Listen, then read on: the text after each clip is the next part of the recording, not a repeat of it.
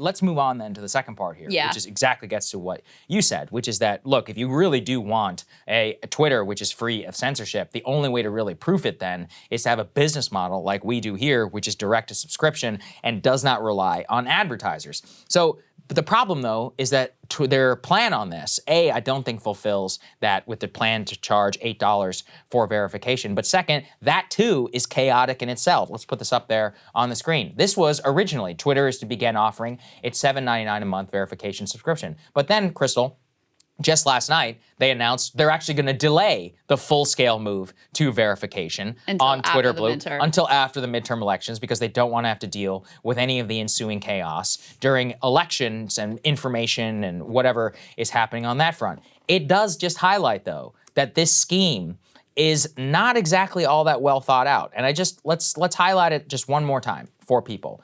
What they're charging $8 a month for is allegedly some sort of like priority replies and all that other stuff if you were to follow and to reply to people, which I believe kind of exists for existing verification. But really, it's just the blue check for $8 a month. And again, it just underscores that people who are doing this miss the value of like what the blue check even is, which is all it was and originally instituted was to make sure that the people who are on Twitter who are tweeting are who they say they are so you can, quote, trust the information. Hence why tweets from individuals from Jeff Bezos to Bill Gates and others can move stock markets, as Elon himself found out whenever he tweeted about taking Tesla private. That was the point. It was instituted to make the trust, the ability of the information on the platform to be trusted. By moving away from that and making people pay, he's actually losing it because some people, I think both of us probably are not going to pay for it. I don't see any inherent value in the check mark. I just don't care. But, and I've said this before, moving to an enterprise system of more followers being able to keep access to them and seeing exactly like getting value out of the platform, possibly as customer services, all kinds of different things that you could do. That's where I think the real money is. I really do not think that this scheme is going to work. But listen, he's fooled us all before. Like, we'll see, but the level of chaos and the lack of real value that you're getting, $8 a month is a lot of money. I mean, that's like significant. That's like a Disney Plus subscription. That's like exactly. That's like $100 a year. Yeah. I mean, that's not nothing, especially in this economic environment when people are stretched really thin. And I've seen him like very, sort of casual or hand waving away the price of this. I mean, that's a significant amount for a lot of people that I don't think can just be hand waved away. The thing with it too is like, it's not even really clear what you're getting. There's like contradictory information about what it's gonna be, what it's gonna mean, how it's gonna be treated. There's indications that it's gonna, help you in terms of having your tweet shown or showing up in the replies, which again takes away from the idea that it should be a neutral platform, which is one of the other more beautiful or more appealing parts of Twitter is that you can have someone who's a mega celebrity, a Bill Gates or an Elon Musk or whatever, and that just random X person can potentially get seen in the replies, can potentially interact with those people on that platform. So you're possibly undercutting that. It's going to take a hell of a lot of people paying $8 a month to make up for the advertiser revenue that you lost. And ultimately, with regard to the blue check, like the blue check did end up being this sort of like, weird, class. It was weird. The blue check system was not implemented well. In reality, there should have been a lot more blue checks where people's identities are verified. That would have actually contributed to a better ecosystem on the platform.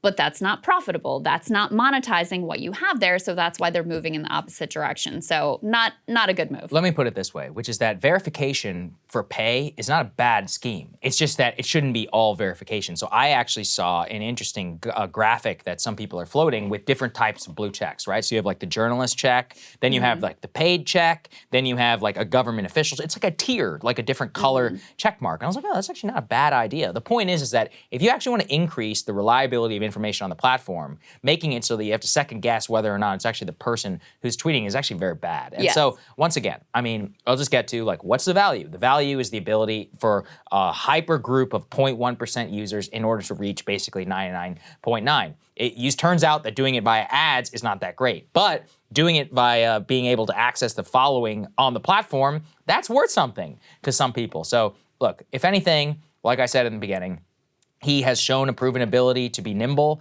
Personally, I think this is going to flop. I do not think it's going to make a lot of money. It's a because disaster. if it only make, as you said, they have $5 billion in revenue, 89% in 2021. So that means that if we have a massive cut of advertisers, let's call it 1 or 2 billion, you need to sell hundreds of thousands of subscriptions at $8 a month in order to make that up.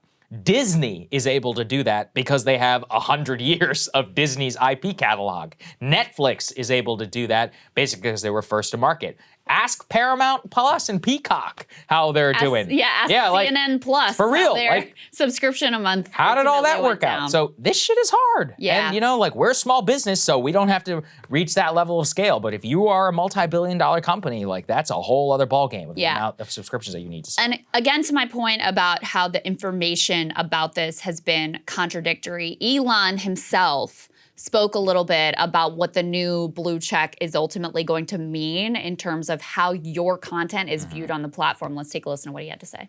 The net effect will be over time that the verified users will pretty much always be at the top of comments and search, and you won't really see. You'll have to scroll far to see the unverified users. So you have to scroll far to see the unverified users. So listen.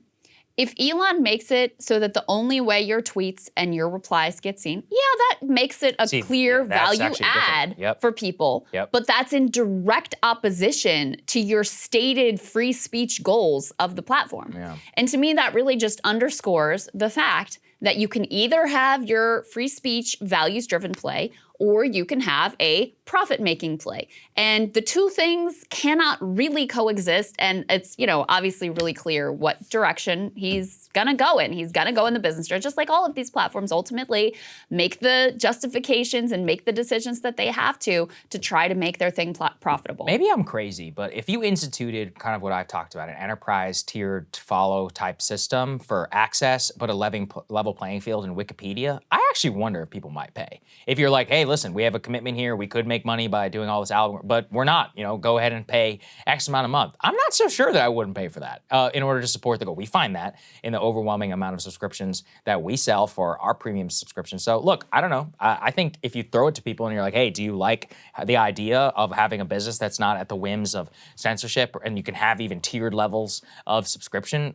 it's very possible it could work. That's actually a very interesting insight of what people might be willing to play for. To pay for is I actually am invested in this project and this is value driven. The fact that he's a billionaire and the fact that, is a profit maker, it is a little bit more complicated than us as a new media startup and people feeling like, I want to build this thing from scratch. But I do think you'd probably have a better pitch if it was value driven and you could see really clearly the way that they're leaving dollars on the table to stay true to the values. But then, how are your big bank lenders going to feel about that play? Yeah, well, that's all the perils of big business. Indeed, indeed. Cable news is ripping us apart, dividing the country, making it impossible to function as a society, and making it impossible to know just what is true and what is false. But the good news is they are failing and they know it.